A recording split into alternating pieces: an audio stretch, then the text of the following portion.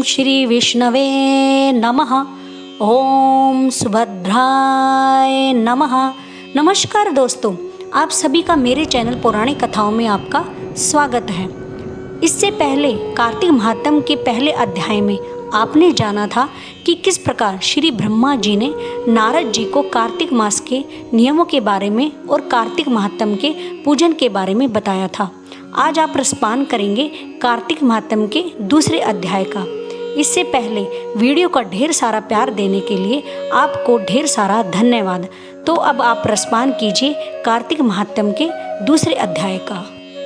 ब्रह्मा जी बोले, हे पुत्र, जो व्यक्ति तुलसी की मंजरी सहित भगवान शालिग्राम का एक बूंद चरणामृत पान करता है, वह ब्रह्म हत्या जैसे बड़े बड़े पापों से मुक्त होकर बैकुंठ को प्राप्त करता है।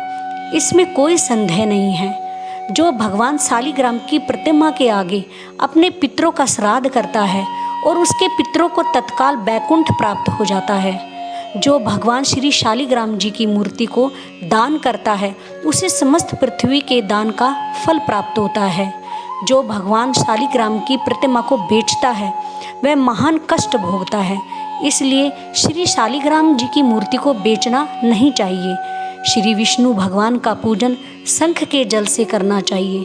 श्री शिव जी का पूजन बील पत्रों से, सूर्य तुलसी से, गणेश जी का पूजन धतूरे के फूलों से, विष्णु जी का पूजन कमल के पुष्पों से तथा श्री लक्ष्मी जी का पूजन मालती अथवा चंपा के फूलों से करके प्राणी परम पद को प्राप्त होता है।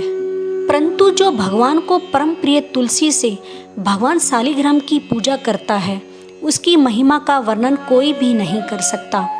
इस प्रकार पूजा करने वाला भक्त जन्म मरण के अपार कष्ट से मुक्त हो जाता है। जिसकी मृत्यु तुलसी माला धारण किए हुए होती है, वह जीव बिना किसी रोक टोक के सीधा बैकुंठ धाम को जाता है। जो तुलसी की छाया में अपने पितरों का श्राद्ध करता है, उसके पितरों की अक्षय तृप्ति होती है। तुलसी का सिंचन गंगा, यमुना तथा नर्मदा में स्नान के समान होता है। तुलसी का वृक्ष उगाने और सींचने से तथा नित्य स्पर्श करने से मनुष्य के मनसा, वाचा और कर्मणा तीनों प्रकार के पाप नष्ट हो जाते हैं। कार्तिक मास में व्रत करने वाला तुलसी जी का शांत चित्त से पूजन, प्रदक्षिणा और नमस्कार करके हाथ जोड़कर प्रार्थना कर रहे, हे हरि की परम प्रिया, देवता ने तुम्हें बनाया और मुनीश्वरों ने तुम्हारा पूजन किया है। मैं भी तुम्हें नतमस्तक प्रणाम करती हूँ।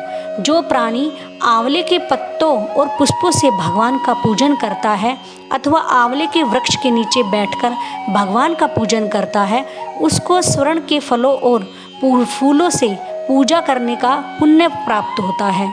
जो मनुष्य द्वादशी को तुलसी तथा आंवले के पत्ते को तोड़ता है, वह घोर नरक को भोगता है। प्रत्येक मनुष्य को चाहिए कि कार्तिक मास में आंवले के फल, तुलसी और गोपी चंदन की माला धारण करे। ऐसा करने से वह आवागमन के चक्र से मुक्त हो जाता है। कार्तिक मास में स्नान और व्रत करने वाले मनुष्य को चाहिए कि वह ब्राह्मणों को भोजन कराने के पश्चात चंदन, पुष्प, पान तथा दक्षिणा देकर संतुष्ट करे। संपूर्ण कार्तिक मास में पृथ्वी पर स्नान करने, ब्रह्मचर्य का पालन करने, पत्तल में भोजन करने और मौन व्रत से प्राणी परम वीर, धीर, गंभीर और कीर्तिवान होता है। जो मनुष्य एक समय आंवले के वृक्ष के नीचे पूर्ण कार्तिक मास में भोजन करता है, उसके 1 वर्ष के समस्त पाप नष्ट हो जाते हैं। व्रत करने वाले को शहद, कांजी, दाल, तेल, कच्चा भोजन, दूसरे का अन्न तथा कोई भी तामसी तथा बुरे नामों वाला भोजन नहीं करना चाहिए। रविवार को आंवला खाना भी वर्जित है। देव, गो, वेद तथा दूसरों की निंदा भी नहीं करनी चाहिए। अंडे, मांस इत्यादि का सेवन तो क्या ध्यान भी नहीं करना चाहिए। मिट्टी में उत्पन्न हुआ नमक, मसूर, बासी भोजन, तांबे के पात्र में डाला हुआ दूध इत्यादि से मांस के समान ही माने जाते हैं। अतः इनका प्रयोग भी नहीं करना चाहिए। केवल स्वयं अपने लिए बनाया गया भोजन भी मांस के समान होता है। अतः किसी दूसरे को खिलाने के बाद ही स्वयं भोजन करें। लहसुन, प्याज, फूल गोभी, गाजर, जंगली घिया, बैंगन, पेठा तथा दोबारा पकाया हुआ भोजन व्रत में नहीं खाना। रजस्वला स्त्री, म्लेच्छ, पतित तथा पाखंडी आदि से भूलकर भी बात नहीं करनी चाहिए।